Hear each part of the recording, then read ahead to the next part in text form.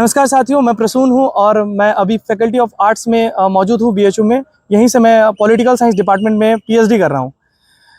आज का हमारा टॉपिक ये है कि ऐसे कौन से 10 प्रश्न हैं जो कि हर एक पीएचडी इंटरव्यूज़ में पूछे जाते हैं, क्योंकि अभी आपके पीएचडी इंटरव्यूज़ आ रहे हैं जेएनयू के और सारे यूनिवर्सिटी के। तो ऐसे 10 कौन से बेहतरीन प्रश्न हैं जिस पर आप अभी से तैयारी कर लें, जो हर लोगों से पूछे जाते हैं। मैंने भी 3 यूनिवर्सिटीज़ के इंटरव्यू को क्रैक किया है और मैंने अपने एक्सपीरियंस से जाना है कि हर जगह कुछ ऐसे बेसिक क्वेश्चंस हैं जो आपसे पूछे ही जाते हैं। देखिए, इंटरव्यू जो होता है, सबसे पहले जब आपको बुलाया जाए तो आपका सबसे पहले आपका जो ड्रेस है थोड़ा फॉर्मल रखना है। आपको फॉर्मल सेंस में आप जाइए, बहुत अच्छे से बैठिए। आप अपने आप को बहुत इंटेलिजेंट नहीं बताना है आपको, ठीक है। आप एक हम्बल पर्सनैलिटी के सामने, इंटरव्यू बोर्ड के सामने जाइए, ठीक है। वो जो भी क्वेश्चन फ्रेम करेंगे वो सारे क्वेश्चंस आपके फ्रेम होंगे आपके रिसर्च प्रपोजल के अकॉर्डिंग। तो सबसे पहले वो आपका एक बेसिक इंट्रोडक्शन लेंगे, जहाँ से आप अपने बारे में बता सकते हैं कि आपका नाम क्या है, आप कहाँ से हैं और आपने मास्टर्स किस विषय में की है, ठीक है। इसके साथ साथ आपकी मास्टर्स की क्या स्पेशलाइजेशन है, क्योंकि जब वो आपके रिसर्च प्रपोजल को देखेंगे तो आपको अपने इंटरेस्ट को बताना है, क्योंकि रिसर्च जो भी होता है वो आपका डीप इंटरेस्ट को बताता है कि आप किसी एक पार्टिकुलर एरिया में क्यों रिसर्च करना चाहते हैं, ठीक है। इसके बाद वो आपसे पूछ सकते हैं कि आपने क्यों चुना है पीएचडी को, ठीक है, कि आप पीएचडी क्यों करना चाहते हैं। तो आप मैंने कुछ प्रश्न लिख कर रखे थे और उसी पर आधारित मैंने तैयारी की थी, तो मैं आपको लिखवा देता हूँ।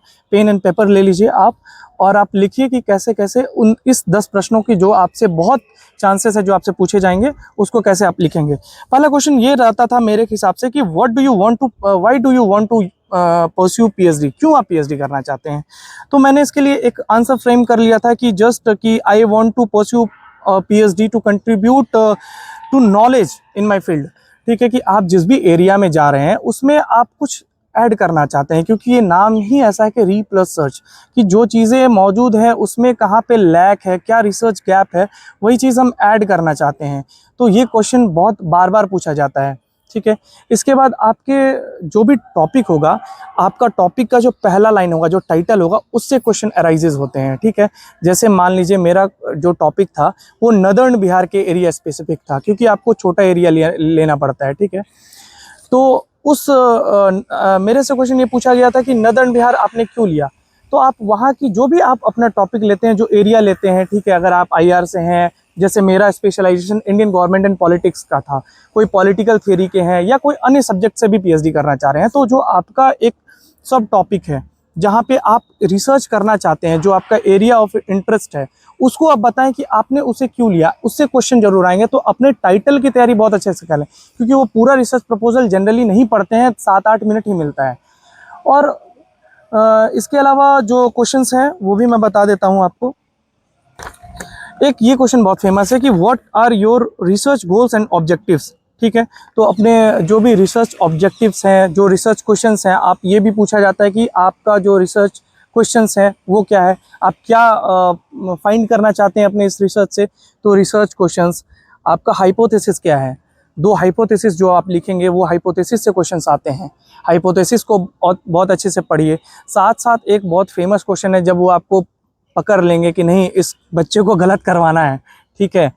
जब क्या कहते हैं, कोई कोई स्टूडेंट आर्ग्यू करने लगते हैं, तब वो भी सोचते हैं कि चलो अब मैं अपने इंटेलिजेंस का प्रयोग करता हूँ। तब वो आपसे क्वेश्चन पूछेंगे लिटरेचर रिव्यू के बारे में।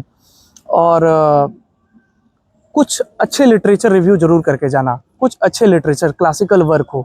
जब आप अच्छे यूनिवर्सिटी में जाते हैं, जैसे कि जेएनयू में जाते हैं, दिल्ली विश्वविद्यालय में जाते हैं, काशी हिंदू विश्वविद्यालय में जाते हैं, तो आपसे लिटरेचर रिव्यू के पर्सपेक्टिव से बहुत क्वेश्चन पूछते हैं। फिर जब वो पूछेंगे क्या आपका रिसर्च रेलिवेंट है, तो देखिए कुछ ऐसे क्वेश्चंस होते हैं जिसका आप आंसर नहीं दे सकते हैं बहुत अच्छे से। तो आप अपने पॉजिटिव एटीट्यूड को वहाँ पे दिखाइए, ठीक है, कि आप कैसे इस रिसर्च फील्ड में पॉजिटिव कंट्रीब्यूशन कर सकते हैं। मैंने इसके लिए एक बेहतरीन आंसर पहले ही तैयार करके रखा था। जैसे कि आप खुद को नेगेटिव नहीं देके बताइए कि I am not good at this. यानी कि अगर पूछ लेंगे कि ठीक है ये जो आपका रिसर्च है इस पे स्टैटिक्स का काम है, आप कैसे डाटा करेंगे, आप तो आर्ट्स के स्टूडेंट हैं, आप ह्यूमैनिटीज़ के हैं, तो हाँ आप वहाँ बोलेंगे yes sir, I think I need work or development in this area. I need to attend a few training courses in the area during my coursework. जब आपका कोर्स वर्क होगा, आप सीधे बोल सकते हैं कि जब मैं आपके डिपार्टमेंट में सेलेक्ट होकर आऊँगा और जब मैं यूनिवर्सिटी द्वारा कोर्स वर्क जो कराया जाता है पीएचडी से पहले, जब मैं अपनी ट्रेनिंग करूँगा तो मैं बहुत सारी चीज़ों को सीखूँगा।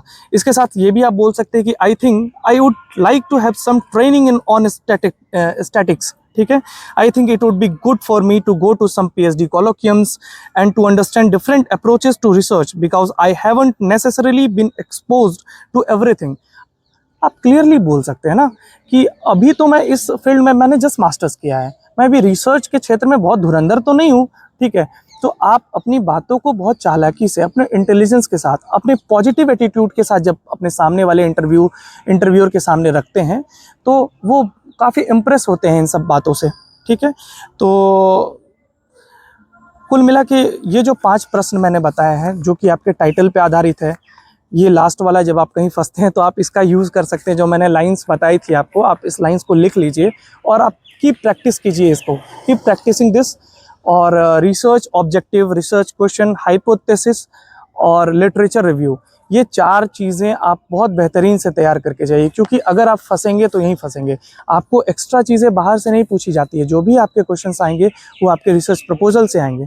ठीक है, और अगर आपको कोई भी चीज़ और भी क्वेरीज लग रही है कि और क्या प्रश्न हो सकते हैं, किस तरह आप अपने रिसर्च प्रपोजल को बेहतर कर सकते हैं, तो हमारे चैनल से जुड़िए और हम आपको बताएंगे कि किस प्रकार आप बेहतरीन यूनिवर्सिटी जैसे कि DU, JNU, BHU और भी हैदराबाद यूनिवर्सिटी है, FLU है, जो भी आपके सब्जेक्ट का बेस्ट यूनिवर्सिटी, आप उसमें कैसे सेलेक्ट होते हैं। क्योंकि देखो JRF नेट अभी रिज़ल्ट आ गया है, कट ऑफ्स बहुत हाई आ रहे हैं। पॉलिटिकल साइंस का कट ऑफ तो पता नहीं क्यों इतना हाई जा रहा है, लेकिन नंबर ऑफ सीट्स PhD में बहुत कम है। असली जंग JRF के बाद होती है, JRF में नहीं होती है। ठीक है, असली चीज़ तो लोग जान ही नहीं रहे हैं, वो तो अभी पूरा एफर्ट लगा रहे हैं JRF में। इसलिए अगर आपका नेट भी हो जा रहा है, आप काइंडली फॉर्म भरिए, इंटरव्यू में जाइए, इंटरव्यू का एक्सपीरियंस लीजिए। 100 बच्चे अगर JRF होते हैं तो 10 ही सीट होती हैं PhD में। ठीक है, तो 90 बच्चे वैसे खाली हाथ रहेंगे। ये डार्क रियलिटी है एकेडमिक्स की इंडिया में, इसे एक्सेप्ट करना पड़ेगा आपको। ठीक है, कि सीट्स कंपैरेटिवली बहुत कम आ रही है और नेट JRF के बाद भी बच्चे बहुत ज़्यादा दिक्कतें में हैं। ठीक है, तो अभी से एक अच्छा रिसर्च प्रपोजल बनाइए, अपने इंटरव्यू की तैयारी कीजिए और जाइए, JNU जाइए, BHU जाइए, DU जाइए, बहुत अच्छा वातावरण है। आप देख रहे हैं मैं अभी काशी हिंदू विश्वविद्यालय, देश की तीसरी सबसे बेहतरीन विश्वविद्यालय से मैं PhD कर रहा हूँ। आपका यहाँ भी स्वागत है। आई थिंक कुछ महीनों में यहाँ भी PhD के फॉर्म्स आ जाएगी। आप अच्छे से तैयारी कीजिए, रिसर्च प्रपोजल अच्छे से बनाइए, आपका सब कुछ उसी में है। अगर आपको कोई भी प्रोफेसर जज करेंगे तो उसी के आधार पर करेंगे, इसीलिए रिसर्च प्रपोजल बहुत बेहतरीन होना चाहिए। ठीक है, फिर मिलेंगे अगले वीडियो में। सब्सक्राइब करना ना भूलें और जुड़े रहिए हमारे चैनल से। टेलीग्राम पे भी जुड़ सकते हैं, लिंक डिस्क्रिप्शन में है। और फिर मिलेंगे अगले वीडियो के साथ। धन्यवाद, बाय।